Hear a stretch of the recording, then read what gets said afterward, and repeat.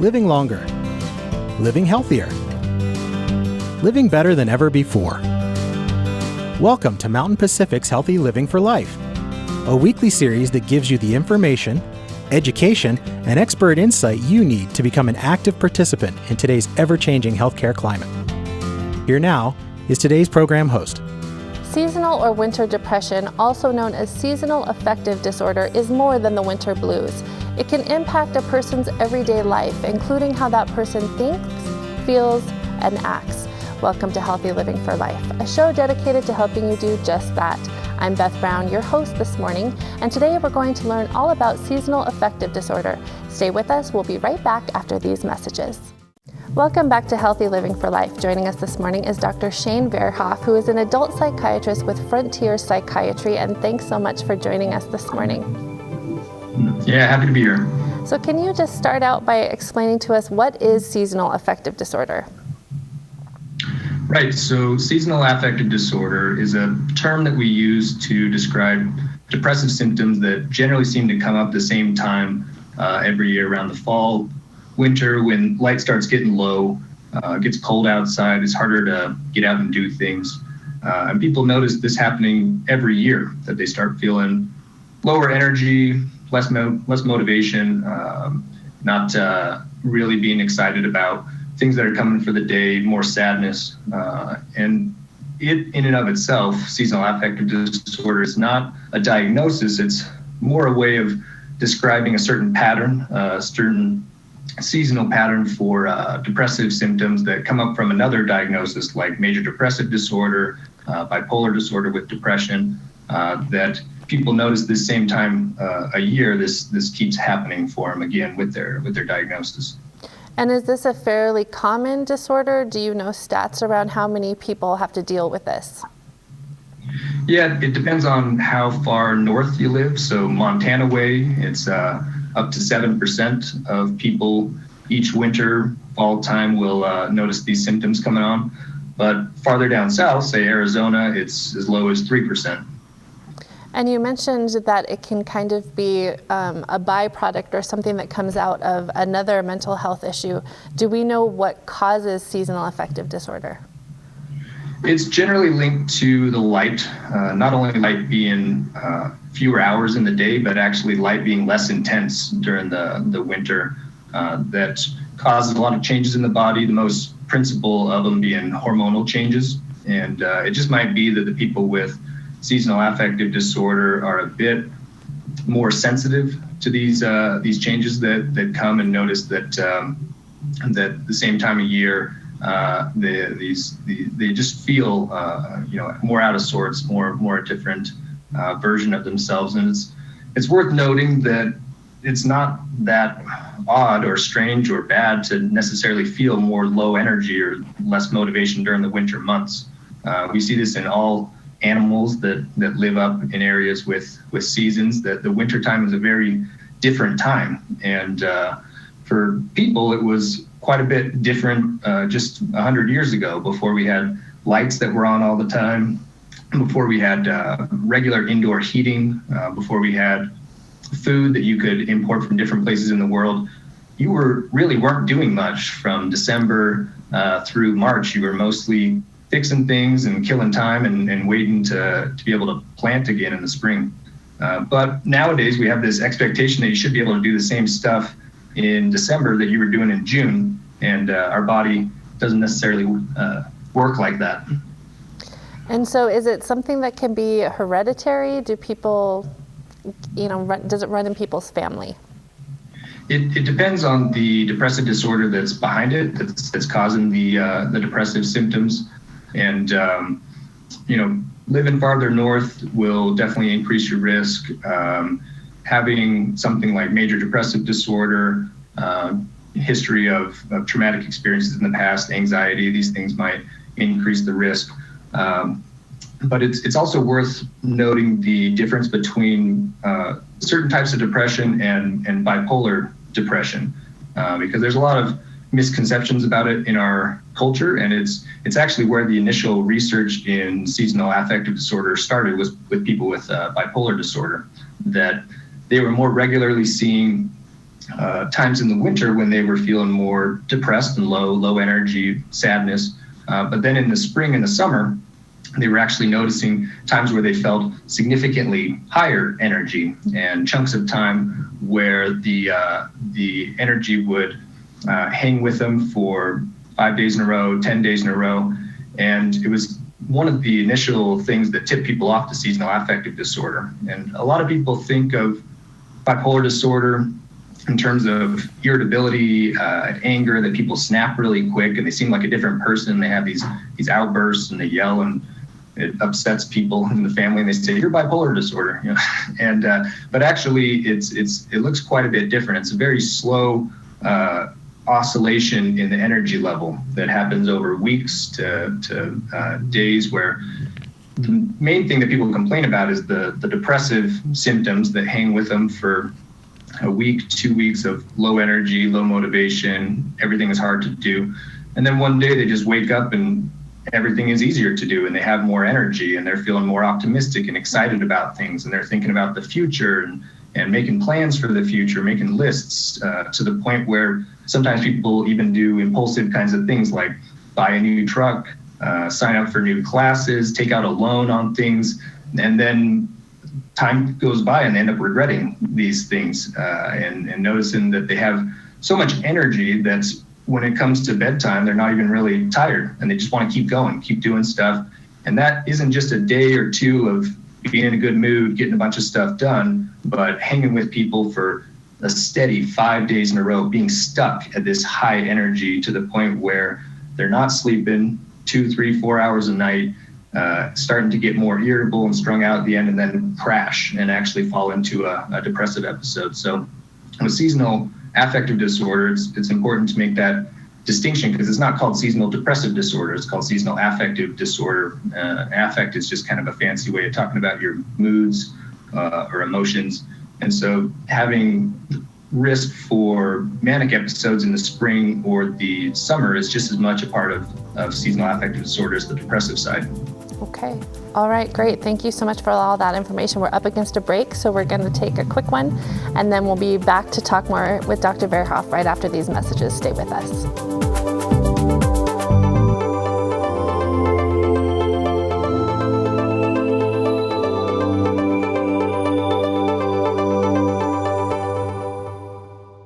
Welcome back. We're still talking with Dr. Verhoff about seasonal affective disorder, and thanks so much for sticking around with us so that we can talk about some of the treatment options.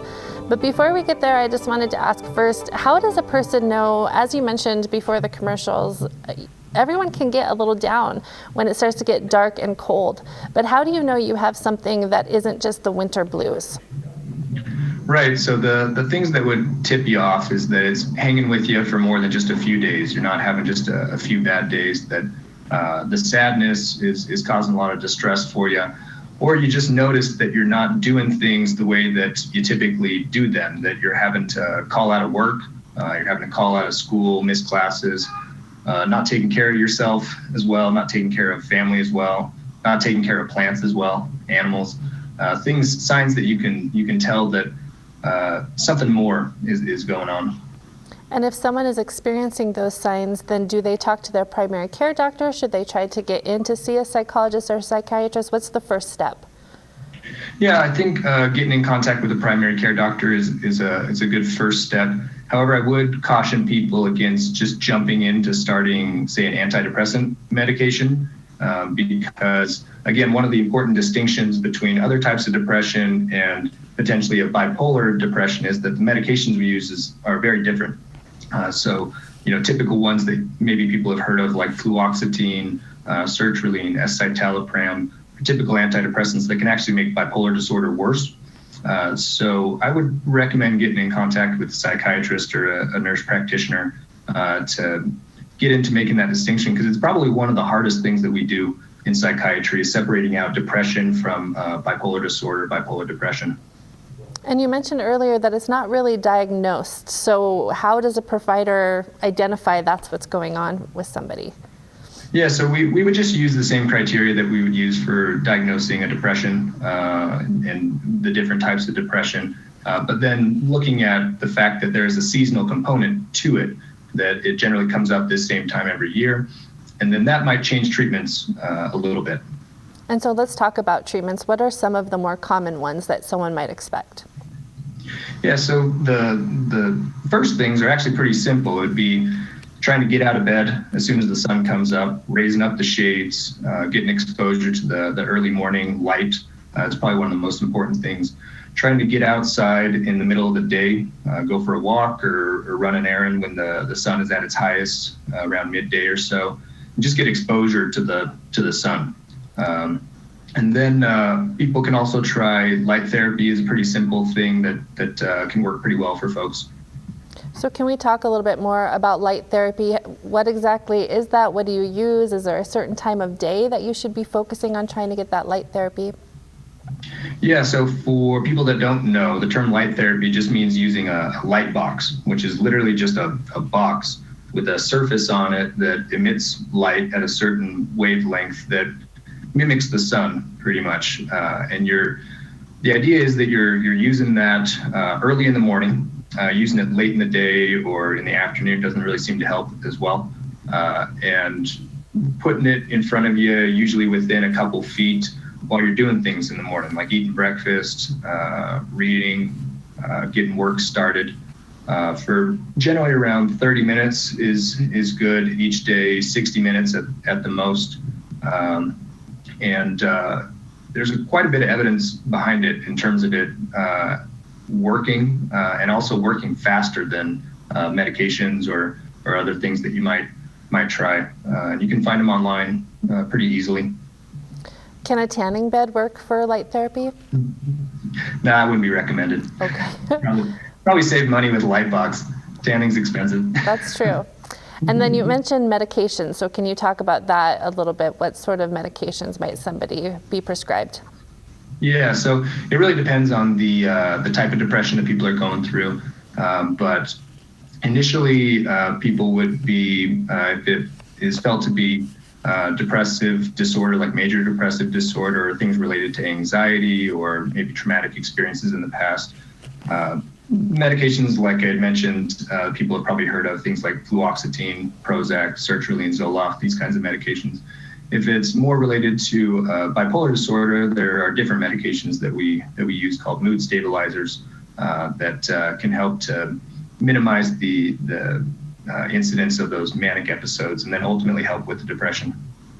Are there any times when a person should seek treatment from the emergency department? Sure, if things get low enough and noticing suicidal thoughts, people feeling hopeless, going to the emergency department is always a safe bet. Most people that go in end up leaving either that day or maybe the next day, but it ends up putting people on a bit of a different path. Things change, you get connected to treatment, or it allows family to know that things are happening. People can be more supportive and aware and understanding of what's going on. So we're almost out of time here this morning. So I just want to ask if someone's watching and is thinking, this is me, or I know someone who goes through this, what should that person do? I would say getting in contact with some type of medical professional is probably the first thing. And you can do some reading online of your own about seasonal affective disorder, see if it fits you, see if any other symptoms line up. From reputable sites, things like Mayo Clinic, or actually WebMD has a pretty good page on it. Okay, great. All right, thank you so much for your time this morning, Dr. Verhoff. We really appreciate all your expertise. Yeah, my pleasure. And we're going to pause here for another break. When we come back, we're going to hear about one person's experience with seasonal affective disorder. Stay with us. We'll be right back after these messages.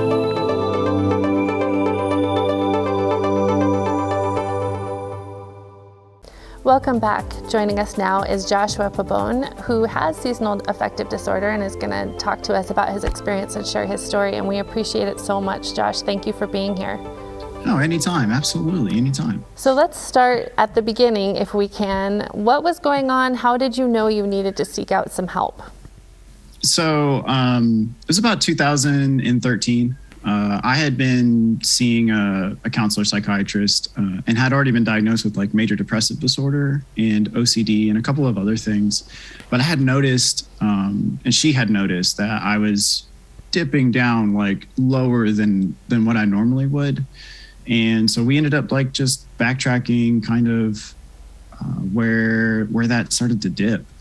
And turned out that it was a pretty good track record of when summer was starting to end, my mood started to decrease. And she asked if I could do some blood work, and we did. She found out that my vitamin D levels were low compared to like the summer blood work I had done. And it led her down the track of just being like, hey, I think you may have a seasonal affective disorder. And I was like, I have no idea what that is. And she explained to me that like, people during, cooler months where the sun's out less are more susceptible to being like having more depressive episodes. And I was taken aback, one, because I never heard of it before. And two, I was like, I already have major depression. You tell me I've got more on top of that.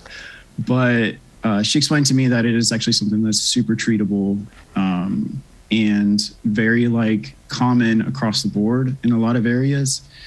And so that was a little bit reassuring with it.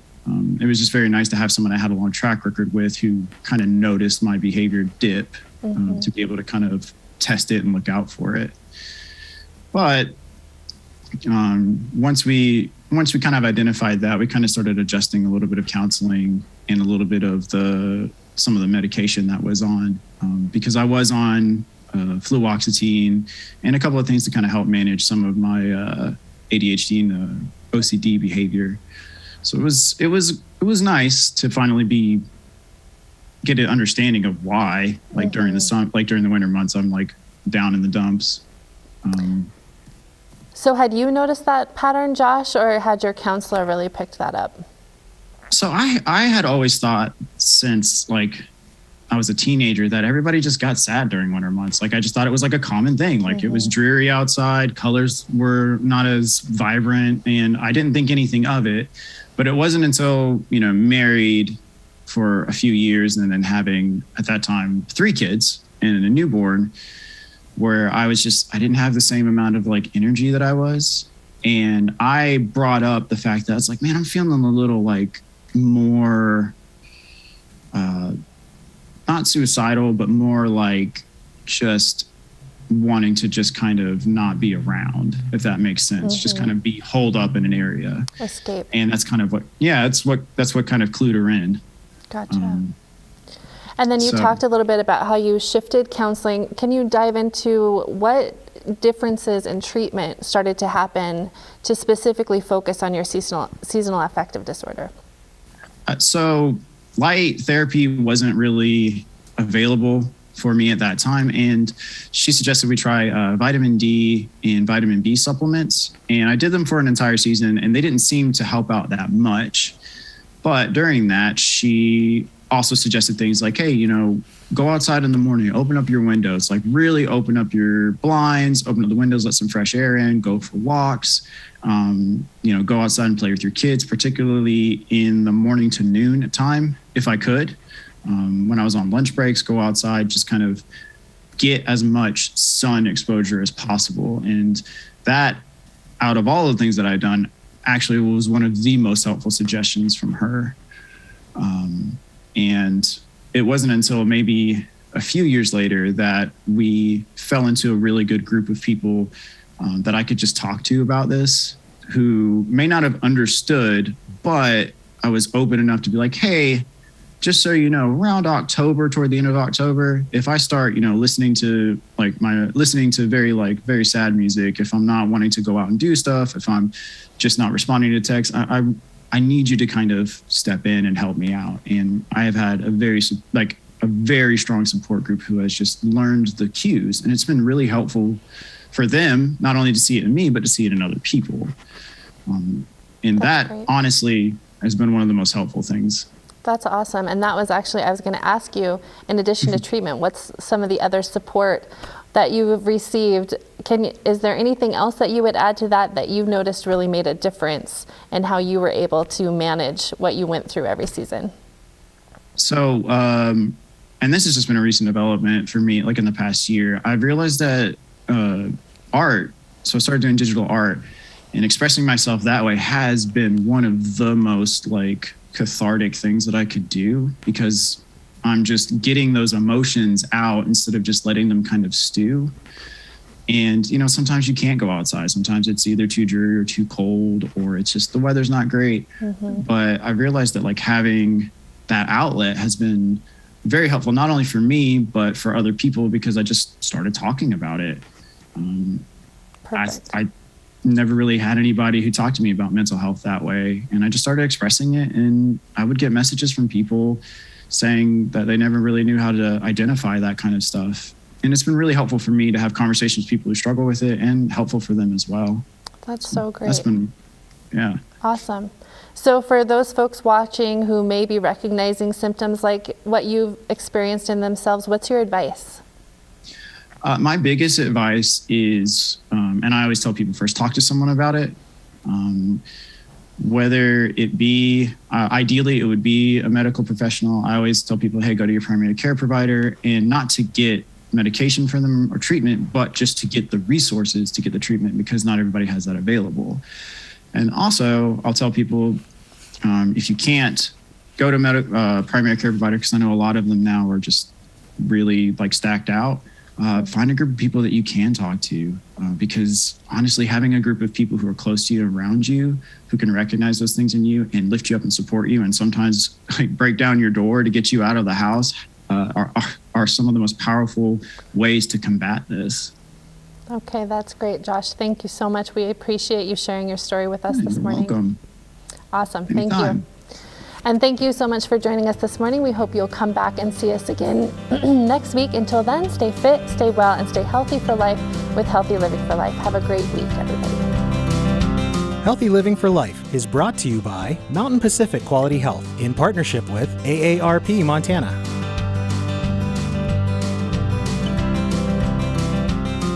We'd love to hear from you. If you have suggestions for future programs, visit our website at mpqhf.org or call us at 406-443-4020. You can also catch us on YouTube by visiting our website and clicking on the Healthy Living for Life logo.